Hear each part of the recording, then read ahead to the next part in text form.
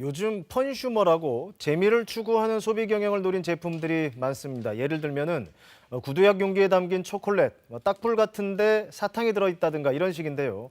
오히려 어린이들이 진짜 구두약이나 딱풀을 착각해서 먹을 수 있다는 우려도 있다는데요. 관련 규제 법안까지 발의됐습니다. 정지주 기자입니다. 이 앞에만 서면 행복한 고민에 빠집니다. 다 너무 맛있어 보여서죠.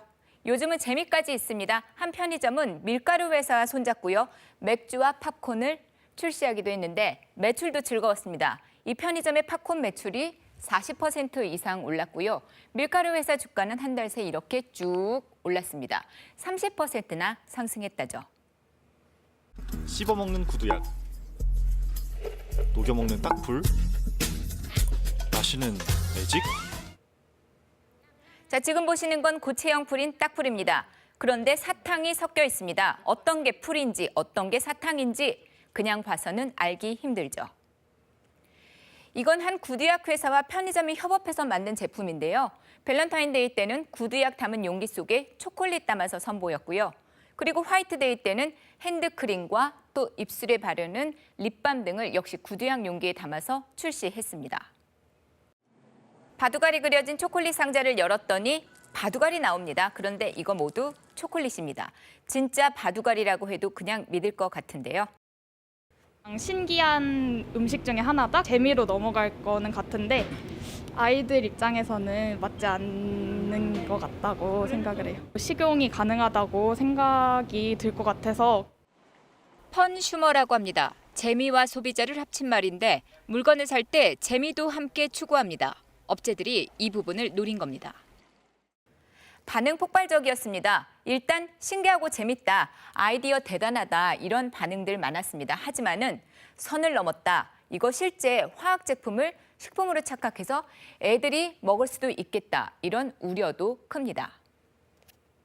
통계로도 있습니다. 2015년부터 3년 동안 발생한 생활화학 제품과 관련된 어린이 안전사고가 200건 정도인데요. 이 가운데 먹거나 마시는 사고가 전체 77.5%였거든요. 특히 나이가 어릴수록 사고 위험은 더 높습니다. 무엇이든 입으로 가져가고 보는 어린 아이들의 습성이 그대로 반영된 거겠죠. 더 큰 문제는 각종 생활화학 제품들도 식품 모양을 하고 있다는 겁니다. 자, 유명 곰돌이 젤리 모양과 같죠? 그런데 이거 알고 봤더니 돌잔치 답례 비누였고요. 미국에서는 이 젤리형 세탁 세제를 젤리인 줄 알고서 삼켰다가 중독된 경우도 있었습니다. 2년 동안에 17,000여 건에 달하는데요. 법이 있기는 합니다. 어린이의 건전한 정서를 해할 우려가 있는 도안이나 문구가 들어간 식품에 대해서 판매를 금지할 수 있다. 이런 규제가 있는데 범위가 상당히 좁다는데요. 그렇다 보니 식품인지 화학 제품인지 알 수 없게 만드는 제품 모양 또 포장을 규제할 수 있는 방법이 딱히 없다는 얘기입니다.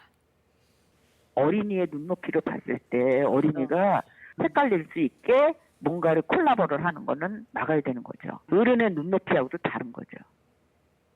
최근에서야 생활화학 제품과 오인할 우려가 있는 광고나 표시를 식품에 쓰지 못하도록 하는 법안이 국회에 발의됐습니다. 하지만 이거 법 통과되려면요 여러 절차를 거쳐야 합니다. 아직도 시행까지는 상당한 시간이 필요합니다. 안전사고 위험이 큰 만큼 소비자들의 주의가 더 필요하다는 지적이 높아지고 있습니다. KBS 뉴스 정지주입니다.